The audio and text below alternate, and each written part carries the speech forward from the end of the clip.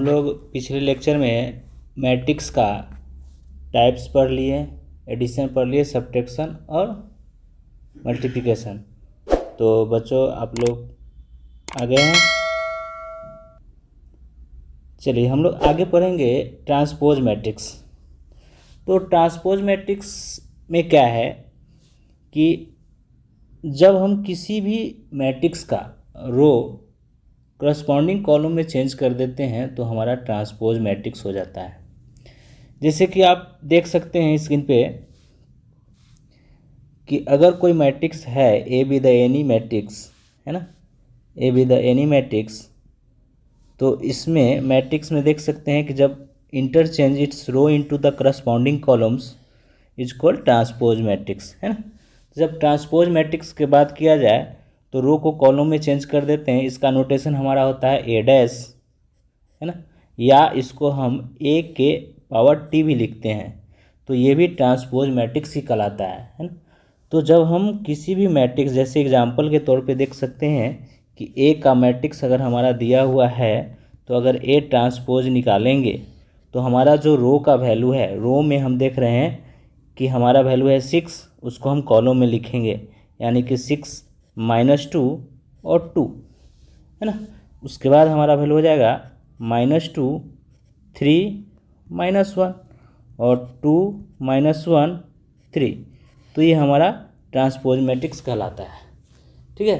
तो हम देख सकते हैं कि ट्रांसपोज मैट्रिक्स निकालने के लिए हम रो को कॉलम में चेंज कर देंगे, ट्रांसपोज मैट्रिक्स कहला जाएगा।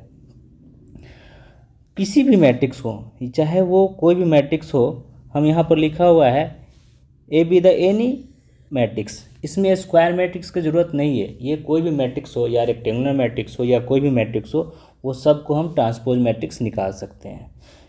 जैसे अब एग्जांपल के तौर पे हम एक और क्वेश्चन लेते हैं। जैसे ए इज इक्वल टू, अगर कोई मैट्रिक्स है 2 1 3 5 7 9, तो इसका भी ट्रांसपोज जब निकालेंगे ए ट्रांसपोज, तो रो हमारा कॉलम में चेंज हो जाएगा, यानी कि 2 1 3 5 7 9, है ना।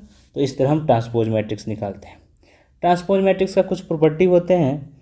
तो प्रॉपर्टी हम जनरली क्या कहते हैं कि अगर ट्रांसपोज मैट्रिक्स है, ए मैट्रिक्स है, तो ए ट्रांसपोज और डबल ट्रांसपोज करेंगे तो ए के बराबर हमारा वैल्यू आ जाते हैं। तो कुछ प्रॉपर्टी हमको याद करने पड़ते हैं क्योंकि कहीं कहीं यूज में आ जाते हैं। जैसे हम कह दें कि ए प्लस बी का whole transpose is equal to A transpose plus B transpose हो जाते हैं। अगर हम कह दें कि माइनस रहे ए माइनस बी का whole transpose is equal to A transpose minus B transpose, या इस तरह कह सकते हैं कि अगर प्रोडक्ट रहे, जैसे ए इंटू बी का ट्रांसपोज इज इक्वल टू, अब ट्रांसपोज है, प्रोडक्ट रहे तो बैक से स्टार्ट करते हैं, यानी कि पहले B transpose into A transpose हो जाएगा, या इसको हम लिख सकते हैं, है ना। अगर हम ऐसा लिखते हैं कि ए ट्रांसपोज और बी ट्रांसपोज, तो ये हमारा गलत हो जाता है। तो हमेशा ध्यान रखिए कि ट्रांसपोज में प्रोडक्ट जब रहे तो हम बैक से स्टार्ट करते हैं। या अगर कह दें कि A into B into C का whole transpose is equal to C transpose into B transpose into A transpose, तो ट्रांसपोज का प्रॉपर्टी हम याद रखेंगे।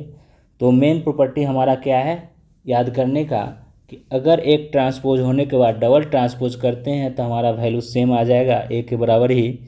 और अगर प्रोडक्ट रहे तो प्रोडक्ट में हम लोग क्या करते हैं, ये बैक से चलता है ना, जैसे यहाँ देख रहे हैं और यहाँ भी देख रहे हैं।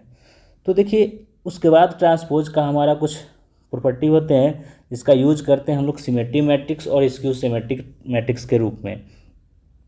तो चलिए सिमेट्री मैट्रिक्स क्या होते हैं इसको समझते हैं।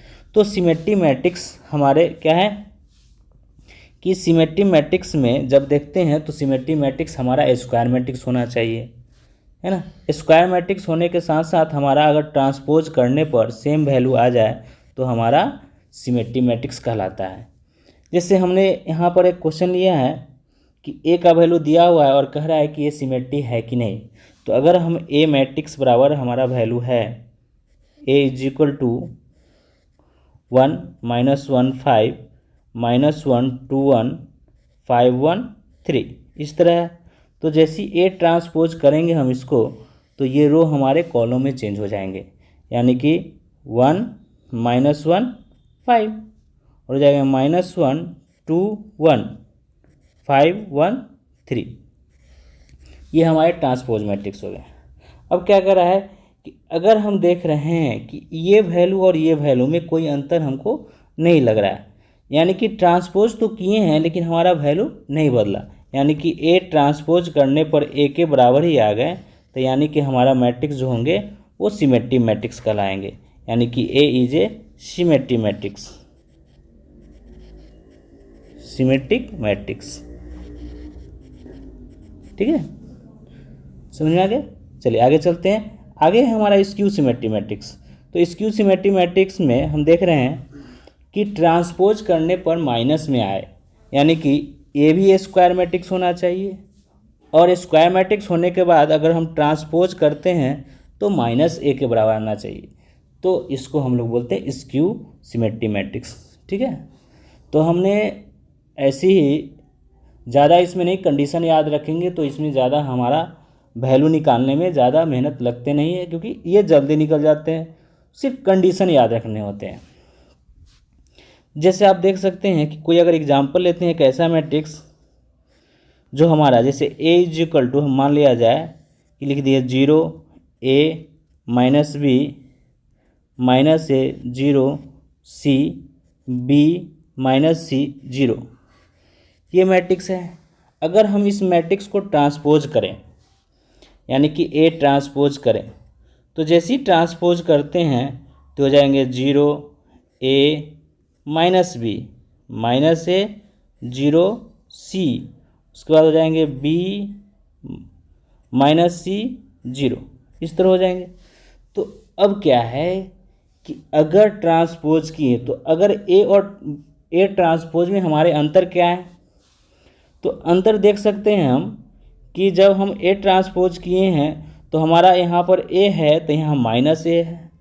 अब देखिए A में हम देख सकते हैं कि -b के जगह पर हमारा b आ गया, तो इसमें से अगर हम माइनस कॉमन करते हैं, यानी कि अगर माइनस कॉमन किया जाए तो हमारा जो वैल्यू आएंगे 0 A -b, फिर हो जाएंगे -a 0 c, और फिर हो जाएंगे b -c 0। तो अब यहाँ पर हम देख रहे हैं कि A transpose is equal to, जब हमारा माइनस कॉमन आया यहाँ पर, तो ये टोटल वैल्यू अब हमारे A के बराबर हुए, तो यानी कि -a के बराबर हो गए। तो यानी कि अगर A ट्रांसपोज करने पर -a आते हैं तो उसको बोलते हैं हम स्क्यू सिमेट्रिक मैट्रिक्स, यानी कि A हमारे होंगे A is A skew symmetric matrix, skew symmetric matrix, ठीक है। तो इस तरह हम देख सकते हैं कि symmetric matrix skew symmetric matrix में क्या होता है कि ट्रांसपोज करने के बाद अगर A के बराबर आ जाते हैं तो उसको बोलते हैं सिमेट्रिक मैट्रिक्स, और ट्रांसपोज करने के बाद -a के बराबर आ जाएंगे तो उसको बोलते हैं स्क्यू सिमेट्रिक मैट्रिक्स। ट्रांसपोज क्या होते हैं कि किसी भी रो मैट्रिक्स में, कोई मैट्रिक्स हो या स्क्वायर मैट्रिक्स हो या रेक्टेंगुलर मैट्रिक्स हो, तो किसी भी मैट्रिक्स को अगर हम रो को कॉलम में चेंज कर देते हैं तो हमारे ट्रांसपोज कहलाते हैं। तो देखिए एक और क्वेश्चन इस पर हम दिए हैं, जैसे कि आप देख सकते हैं कि A का वैल्यू दिया हुआ है ना, और A + A ट्रांसपोज का वैल्यू I है, तो कह रहा है कि अल्फ़ा का वैल्यू क्या होंगे। तो हम यहाँ पर A से A ट्रांसपोज निकालेंगे, तो ट्रांसपोज यानी कि रो को कॉलम में चेंज कर देंगे, यानी कि हमारा वैल्यू आएंगे cos अल्फ़ा -sin अल्फ़ा, हो जाएंगे sin अल्फ़ा, फिर होंगे cos अल्फ़ा, है ना। अब ये कह रहा है कि A + A ट्रांसपोज, तो A + A ट्रांसपोज, तो A का वैल्यू हम देख रहे हैं यहाँ पर कि क्या लिखा हुआ है हमारा cos अल्फ़ा -sin अल्फ़ा और sin अल्फ़ा cos अल्फ़ा, है ना। और हम प्लस करेंगे +A ट्रांसपोज, यानी कि cos अल्फ़ा, है ना, sin अल्फ़ा और -sin अल्फ़ा और cos अल्फ़ा। तो हम यहाँ पर इसको ऐड करेंगे, जब ऐड करेंगे तो हम देख रहे हैं कि ऐड करने पर 2 cos अल्फ़ा आएंगे, है ना, 0 आएंगे और ये भी 0 हो जाएंगे और ये 2 cos अल्फ़ा हो जाएंगे। तो अब क्वेश्चन क्या है कि देख रहे हैं कि a प्लस, यहाँ पर क्वेश्चन क्या दिया हुआ है, a plus A transpose is equal to I. तो a plus A transpose is equal to unit matrix. तो इसका वैल्यू हमारे कितना है, 2 cos alpha 0 0 2 cos alpha is equal to unit matrix. Unit matrix क्या होते हैं, 1 0 0 1। तो यहाँ से हम देख रहे हैं क्या कि हमारा जो वैल्यू आए हैं, है ना, वैल्यू क्या आए हैं हमारा, तो यहाँ देखिए कि 2 cos अल्फ़ा का वैल्यू हमारे 1 हो गए। तो cos अल्फ़ा का वैल्यू 1/2। तो अल्फ़ा का वैल्यू कितना डिग्री बराबर 1/2 होता है। तो हम यहाँ देख सकते हैं कि π/3 यानी कि 60 डिग्री का वैल्यू 1/2 के बराबर होता है। तो यानी कि अल्फ़ा का वैल्यू हमारे आएंगे 60 डिग्री। तो ऑप्शन हो जाएंगे बी। तो इस तरह हम क्वेश्चन को बनाते हैं, ठीक है। उसके बाद हमारे आते हैं एक और सिमेट्री स्क्यू सिमेट्री मैट्रिक्स का होता है कि every square matrix can be express as the sum of symmetry and skew symmetry matrix. तो किसी भी स्क्वायर मैट्रिक्स को हम लोग एक्सप्रेस कर सकते हैं sum of symmetry and skew symmetry matrix के फॉर्म में। तो अगर कोई मैट्रिक्स है, मान लिया कि ए कोई मैट्रिक्स है, तो सिमेट्री स्क्यू सिमेट्री मैट्रिक्स के एडिशन में हम लोग कैसे लिख सकते हैं। तो इसका लिखेंगे half into A plus A transpose plus half into A minus A transpose. तो ये हमारे सम ऑफ सिमेट्री और स्क्यू सिमेट्री मैट्रिक्स को जब भी हम 2 पार्ट में लिखते हैं तो ये हम यूज़ करते हैं। तो जैसे क्वेश्चन दिया हुआ है कि express the following matrix sum as a symmetry and skew symmetry matrix. तो हम इसको कह सकते हैं कि ए मान सकते हैं, इसको ए से ए ट्रांसपोज निकाल लेंगे। तो ट्रांसपोज क्या होता है कि रो को हम कॉलम में चेंज कर देते हैं। तो हो जाएंगे 1 -1 2 3 0 -2 1, है ना, 1 0 3। ओके, अब इसको क्या करेंगे हम, ए प्लस ए ट्रांसपोज निकालेंगे। तो प्लस ऐड करेंगे, देखिए 1 + 1 2 हो गए, -1 और 3 भी 2 हो गए, 2 और 1 3 हो जाएंगे, 3 और -1 मिलके हो जाएंगे 2। फिर 0 + 0 0, -2 और 0 मिलके -2, यहाँ भी हो जाएंगे हमारे वैल्यू 3 -2 और 6। ठीक है।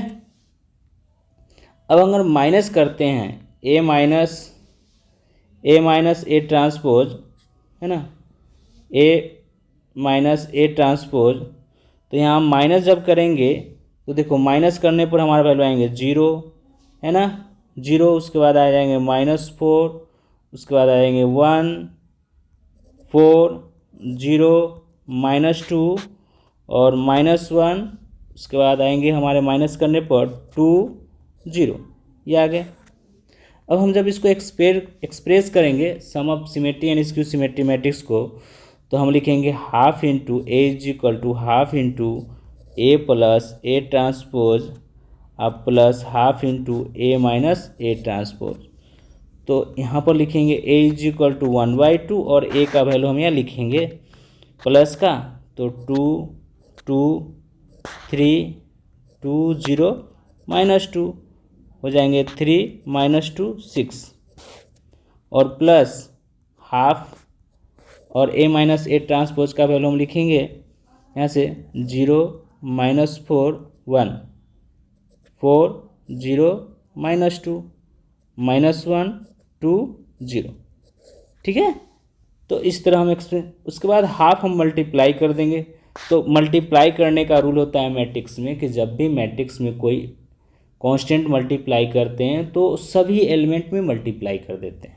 हम 1/2 सभी में मल्टीप्लाई करेंगे यहाँ पर, तो हमारे वैल्यू आ जाएंगे 1 1 3/2 1 0 -1 और हमारा वैल्यू आएंगे 3/2 -1 और 3 और प्लस हाफ मल्टीप्लाई करेंगे इसमें तो 0 -2 1/2 2 0 -1 और -1/2 2 1 1 है ना और 0।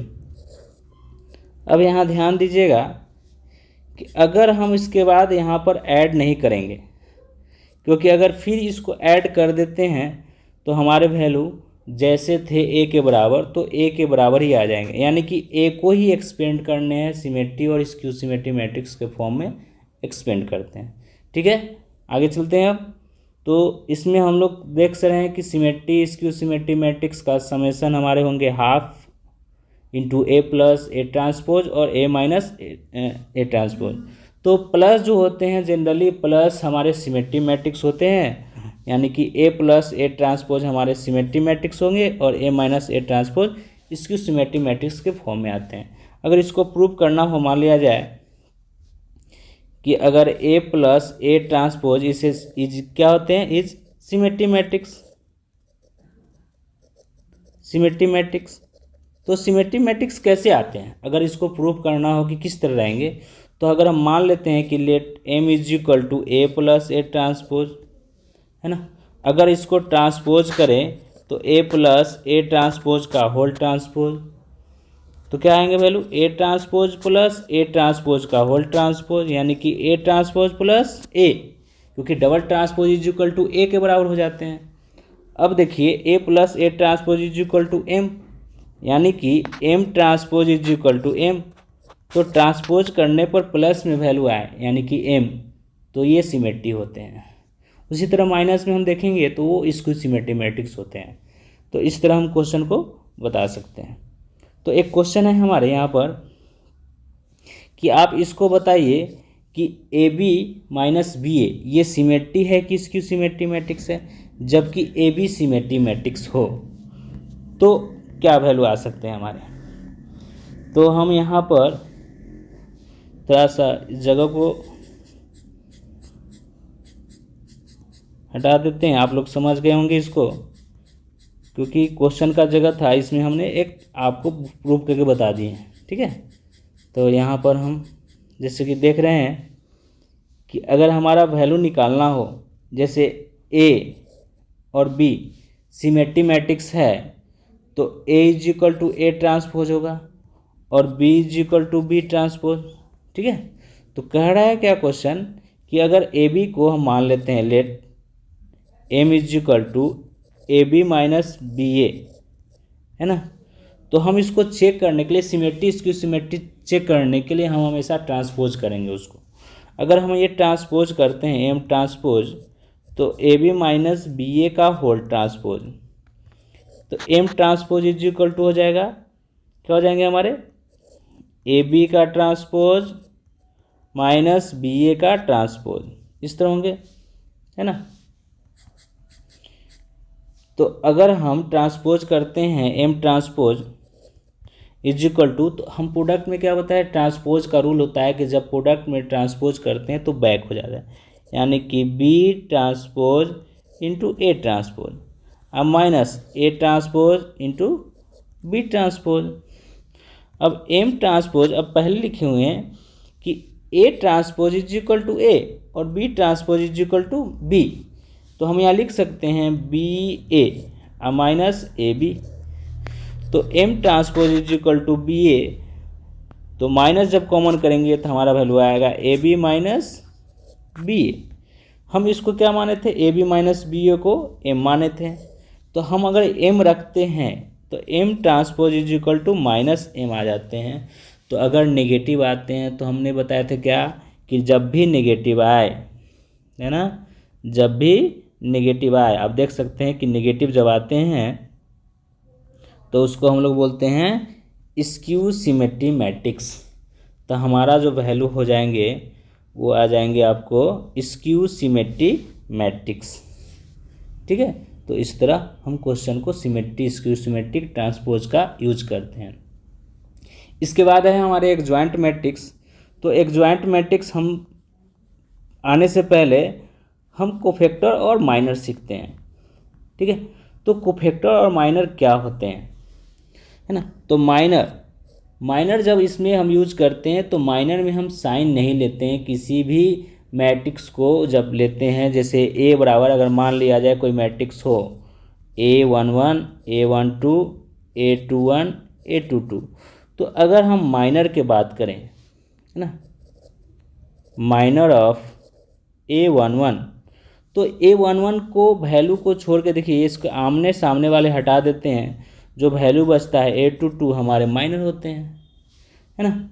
सेम हम कह सकते हैं कि अगर हमको किसी का माइनर निकालना हो, जैसे हम कह दें कि minor of A12, sorry A12 नहीं, A12 है ना, A12, तो जब 12 हम यहाँ से वैल्यू लेंगे तो ये और ये वैल्यू हट गया, हमारे वैल्यू क्या बचेंगे A21, तो ये हमारे माइनर होंगे 12 का, ठीक है। तो हम दो ऑर्डर में देख रहे हैं कि माइनर हम लोग किस तरह निकालते हैं, है ना। अब बात करें 3 ऑर्डर में, जब 3 ऑर्डर का मैट्रिक्स रहता है, जैसे हम कह दें A11 A12 A13 A21 A22 A23 A31 A32 A33, है ना, ये मैट्रिक्स है। अगर माइनर निकालना हो किसी भी एलिमेंट्स का माइनर, हम यहाँ पर देख रहे हैं कि माइनर निकालना है, माइनर ऑफ A11, है ना। तो A11 का माइनर जब निकालेंगे हम, ठीक है, तो 11 हमारा वैल्यू यहाँ है। अब इसके सामने वैल्यू ये और ये हटा दीजिए, तो बच जाते हैं हमारे वैल्यू कितना A22 A23 और A32 A33। अब इसी का क्रॉस मल्टीप्लिकेशन हम लोग जैसे डिटर्मिनेंट निकालना सॉल्व किए थे, क्रॉस मल्टीप्लिकेशन मल्टीप्लाई करते हैं माइनस ऐसे ना A32 और A23, तो इस तरह हम माइनर निकाल लेते हैं।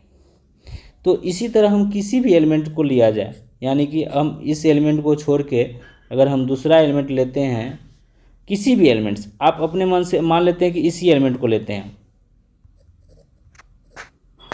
माइनर ऑफ A23 का, तो जब A23 लेंगे माइनर, तो ये वैल्यू हम सामने वाले को और इसको आमने वाले दोनों को हटा देंगे, तो जो हमारे एलिमेंट्स बचते हैं, एलिमेंट्स हमारे बचेंगे A11 A12 A31 A32।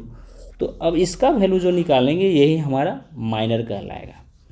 तो माइनर हम सेकेंड ऑर्डर और थर्ड ऑर्डर को आसानी से निकाल सकते हैं, जैसे A11 A32, फिर क्रॉस मल्टीप्लिकेशन करेंगे माइनस A31 A12, तो हमारे वैल्यू माइनर आ जाएंगे।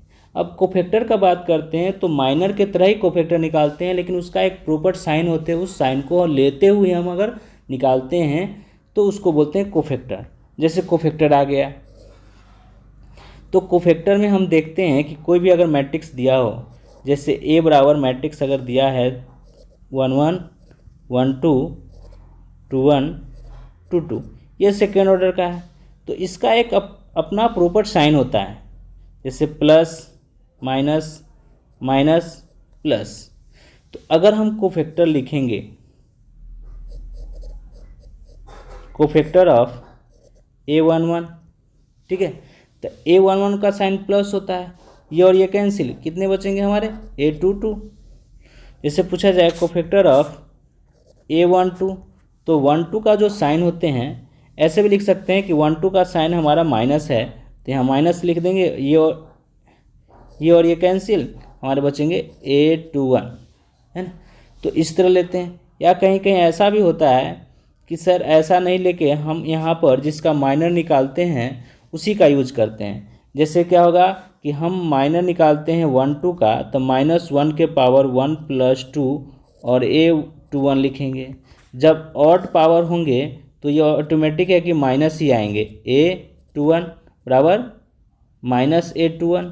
तो हम ऐसे भी निकाल सकते हैं, लेकिन हम यहाँ इतना निकालने से अच्छा है कि हम इसका साइन ही चेक कर लेते हैं कि कौन कैसा साइन होता है। तो साइन लेने से क्या होगा कि आसानी से आपका निकल जाएंगे। तो अगर हम किसी भी एलिमेंट्स की बात करें, जैसे कोफैक्टर ऑफ A21, तो A21 का देख रहे हैं कि साइन नेगेटिव है और इसके आमने सामने वाले हटाने के बाद हमारा एलिमेंट बचते हैं 1 2। ठीक है, तो इस तरह हम कोफैक्टर निकालते हैं, है ना। अब जैसे 3 ऑर्डर का बात करें कोफैक्टर में, है ना, 3 ऑर्डर का बात करें तो 3 ऑर्डर भी देख सकते हैं हम कोफैक्टर 3 ऑर्डर का।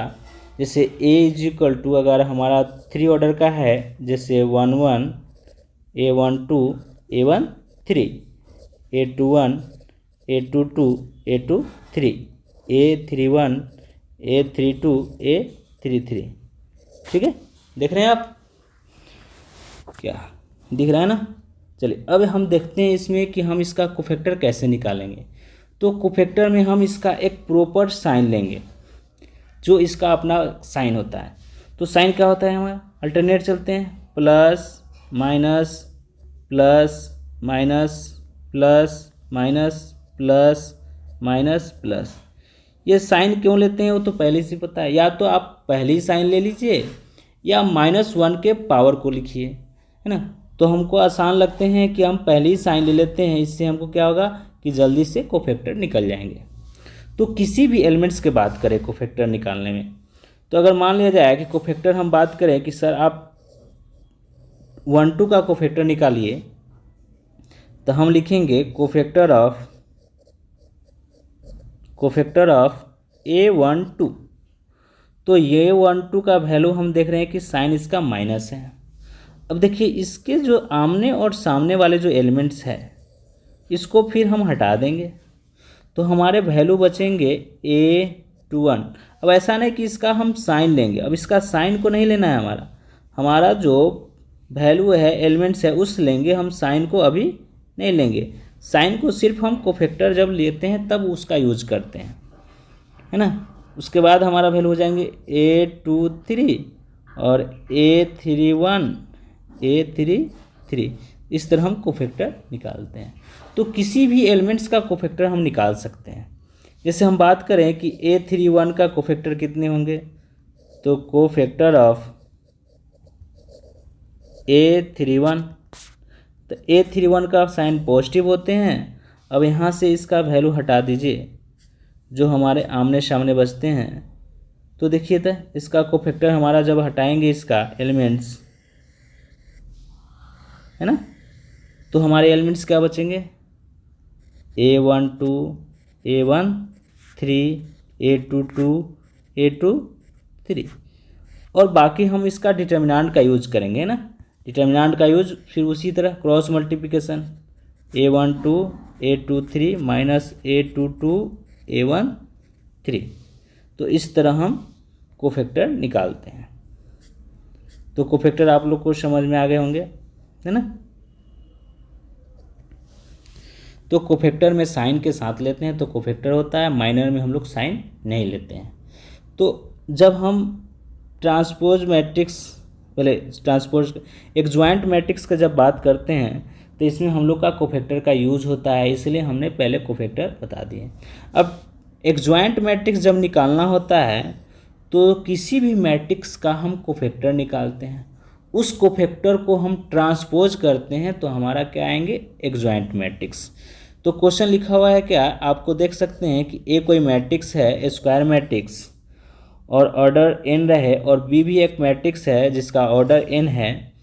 तो बी का जो ट्रांसपोज हो कोफैक्टर होगा, और कोफैक्टर करने के बाद जो ट्रांसपोज होते हैं बी का ट्रांसपोज, वो ए मैट्रिक्स का एक ज्वाइंट होता है, और उसका नोटेशन होता है एक ज्वाइंट ऑफ ए, एक ज्वाइंट ऑफ ए। तो सिंपल भाषा में हम लोग सिर्फ ध्यान रखेंगे, अब इतने भाषा में नहीं जाएंगे कि क्या लिखा हुआ है, हम सिर्फ सिंपल भाषा याद रखेंगे कि किसी भी मैट्रिक्स का अगर एक ज्वाइंट निकालना हो तो पहले उस मैट्रिक्स का सारा का हम कोफैक्टर निकाल लेंगे, और कोफैक्टर निकालने के बाद ट्रांसपोज करेंगे तो हमारा मैट्रिक्स आएंगे। जैसे मान लो कि ए कोई मैट्रिक्स है, जैसे A11 A12 A13 A21 A22 A23 A31 A32 A33, ये मैट्रिक्स दिया हुआ है। तो अगर इसका एक ज्वाइंट निकालना हो, एक ज्वाइंट ऑफ ए, तो हम सारा का कोफैक्टर निकाल लेंगे C11 यानी कि कोफैक्टर। C11 यानी कि IJ अगर लिखते हैं तो इसको बोलते हैं कोफैक्टर। तो कोफैक्टर निकालेंगे C1, C12, C13, C21, C22 है ना, C23, C31, C32, C33। तो कोफैक्टर निकालने के बाद हम इसको क्या करेंगे, ट्रांसपोज करेंगे तो हमारा एडजॉइंट आएगा। ठीक है, कोई दिक्कत नहीं ना। तो चलिए हम इस पर क्वेश्चन पर बात करते हैं। तो क्वेश्चन हमारा है दिया हुआ है क्वेश्चन। तो जब 3 ऑर्डर का क्वेश्चन रहेगा दिया हुआ तो हम सबसे पहले क्या करेंगे कि मैट्रिक्स का हम क्या निकालेंगे, कोफैक्टर। यानी कि कोफैक्टर सारे एलिमेंट्स का कोफैक्टर निकालेंगे और कोफैक्टर निकालने के बाद हम क्या करेंगे, उसको ट्रांसपोज करेंगे। तो चलिए हम लोग करते हैं इसको। 3 ऑर्डर का दिया हुआ है, ए मैट्रिक्स मान लेते हैं इसको कि ए मैट्रिक्स है हमारा। तो ए मैट्रिक्स के लिए हम पहले कोफैक्टर निकालेंगे, कोफैक्टर ऑफ 1 निकालेंगे। तो 1 को देखिए, 1 का साइन पॉजिटिव होता है, हम साइन भी दिखा देते हैं, ये plus minus plus minus plus minus plus minus plus. तो 1 का वैल्यू जब हम निकालेंगे तो देखिए 1 का ये वैल्यू हम आमने सामने वाले को हटा देंगे, हमारे वैल्यू क्या बचेंगे, 0, -2, 0 और 3। तो हमारे वैल्यू देंगे 0। ठीक है, उसी तरह हम कोफैक्टर निकालेंगे, कोफैक्टर ऑफ -1। तो -1 का साइन माइनस है। अब इसके आमने सामने वाले वैल्यू को फिर उसी तरह हम हटा देते हैं इसमें। तो हमारे वैल्यू क्या बचेंगे, अब देखिए, अब इसको हटा देते हैं, -1 एलिमेंट्स लिए ना, तो इसको आमने सामने हटा, क्या बचेंगे हमारे 3, 1, -2, 3। तो हम वैल्यू देंगे -9 + 2 = -11, है ना। तो इस तरह हम सारा कोफैक्टर निकालेंगे, हर एक एलिमेंट्स का कोफैक्टर निकालेंगे। फिर निकालेंगे कोफैक्टर ऑफ 2। तो 2 का कोफैक्टर देखिए, ये कैंसिल, बचेंगे कितना, 3 0 1 0, है ना। तो इसका वैल्यू भी 0। तो इसी तरह हम सारे एलिमेंट्स का कोफैक्टर निकालेंगे। तो हम एडजॉइंट जब लिखेंगे, एडजॉइंट ऑफ ए, तो हम क्या लिखेंगे, कोफैक्टर लिखेंगे। जैसे हम 1 के जगह पर कोफैक्टर हमारा कितना आ गया, 0, तो यहाँ लिखेंगे 0। ठीक है, -1 के जगह पर हमारा कोफैक्टर आ गए -11, तो लिखेंगे -11। 2 के जगह पर हमारा कोफैक्टर कितने आ गए, 0, तो 0 लिखेंगे। उसी तरह 3 के जगह पर भी हम कोफैक्टर निकाल लेंगे सबका। तो हम थोड़ा सा अब शॉर्ट चलते हैं, क्योंकि टाइम कम लेना है ना, तो जल्दी से हम इसको शॉर्ट कर लेते हैं। तो शॉर्ट में क्या होगा कि 3, देखिए अब क्या करना है कि 3, तो 3 का साइन हम लोग का होता है माइनस। देखिए ये और ये कैंसिल, तो हमारे वैल्यू आ जाएंगे -3 -0, यानी कि दोनों मिलके हमारे देंगे +3। ठीक है, इस तरह हम लोग रफ में सॉल्व कर सकते हैं। फिर उसी तरह अगर हम 0 का वैल्यू निकालें, 0 के लिए, तो देखिए 0 का पॉजिटिव होता है, ये आमने सामने कैंसिल, तो 3 - 2 हमारा वैल्यू कितना देंगे, 1। तो हम यहाँ लिखेंगे 1, है ना। फिर -2 का हम कोफैक्टर निकालेंगे।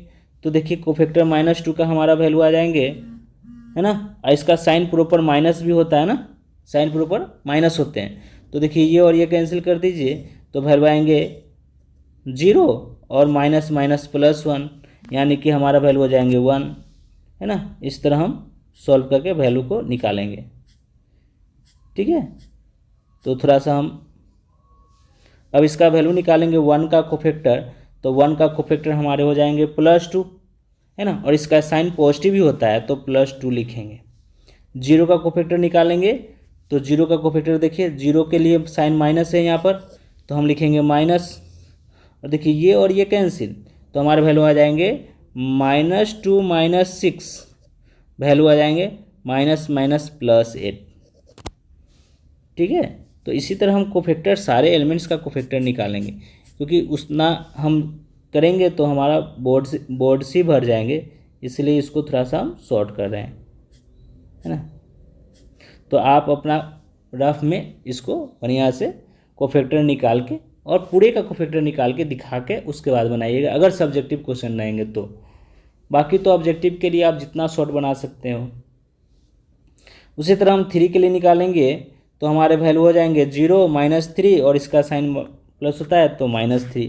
ये हमारे आगे सारे कोफैक्टर निकालने के बाद हम ट्रांसपोज करेंगे इसको, और जब ट्रांसपोज करेंगे तब हमारा एग्जॉइंट कंप्लीट एग्जॉइंट आएगा। तो adjoint of A is equal to हमारे वैल्यू आ जाएंगे 0 -11 0 3 1 -1 और 2 8 -3। तो इस तरह हम एग्जॉइंट को निकालेंगे 3 ऑर्डर में, है ना। अब 2 ऑर्डर वाला बहुत आसान होता है, एक ट्रिक है उसमें 2 ऑर्डर का, लेकिन हम निकाल के भी देख सकते हैं। जैसे मान लिया जाए कि अगर कोई मैट्रिक्स दिया हुआ है 2 ऑर्डर का, है ना, ए बराबर 2 -1 4 3, इस तरह मैट्रिक्स रहे, है ना। तो इस तरह मैट्रिक्स का अगर एग्जॉइंट निकालना हो तो साइन क्या होता है, प्लस माइनस माइनस प्लस। अब बताइए जब इसका एग्जॉइंट निकालेंगे हम, एग्जॉइंट ऑफ ए, तो 2 का हमारा एग्जॉइंट +3 होगा, -1 का हमारा वैल्यू -4 होगा क्योंकि इसका साइन माइनस भी है। फिर 4 का वैल्यू हमारा कितने होंगे, माइनस माइनस +1, ठीक है। और 3 के लिए 2 हो गए, और इसको ट्रांसपोज करेंगे तो हमारा एग्जॉइंट आएगा, यानी कि adjoint of A is equal to कितने वैल्यू हो जाएंगे, 3 -4 1 2। तो ये एग्जॉइंट। अब इसमें क्या है कि एक ट्रिक होते हैं क्या, कि अगर किसी मैट्रिक्स को अगर एग्जॉइंट निकालना हो, सेकेंड ऑर्डर का है, तो क्या करेंगे, interchange the diagonal elements. Diagonal elements को देखो तो इंटरचेंज कर दिए, 3 यहाँ लिखेंगे और 2 यहाँ लिखेंगे, तो देखिए चेंज हो गया 3 2। और नॉन डायगोनल एलिमेंट का सिर्फ साइन चेंज कर देंगे, जैसे माइनस है तो प्लस आ जाएंगे, और प्लस है तो माइनस आ जाएंगे। तो इस तरह हम एग्जॉइंट निकाल लेते हैं, है ना। जैसे एक हम यहाँ पर लिख दिए आपको ट्रिक कि method to find the square of matrix of order 2, यानी कि एग्जॉइंट मैट्रिक्स निकालने के लिए हम इस मेथड का यूज कर सकते हैं। पहला स्टेप क्या है, इंटरचेंज द डायगोनल एलिमेंट्स, यानी कि डायगोनल एलिमेंट, इसको बोलते हैं हम लोग डायगोनल, इसको क्या बोलते हैं, डायगोनल एलिमेंट्स।